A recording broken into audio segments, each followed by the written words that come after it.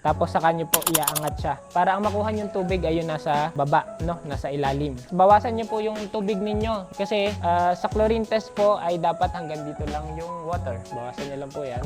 Kapag pantay na yung water doon, stop na kayo. Tapos 5 drops po nitong color yellow. 1, 2, 3, 4, 5. Okay? Tapos takpan nyo. Wag niyo pong tatakpan ng daliri ninyo kasi yung kamay po natin ay acidic. Bukod doon ay syempre may chemical po kayong itinatak, no? So gamitin niyo po yung cover niya. Again, banlawan niyo lang din po sa swimming pool. Okay? Takpan.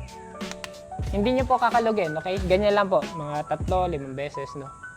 Pero wag kalog. Sa white background, ito, ikukumpara nyo lang po yung color. Dahil clear siya, ibig sabihin wala po kayong chlorine. Pero sa mga susunod po na araw, especially kung mag-test kayo early morning, makikita nyo po may color. Tapos ikumpara nyo lang po. So once ideal po yung color ninyo, ganito, may sapat po kayong chlorine, so hindi nyo kailangan maglagay ng chlorine.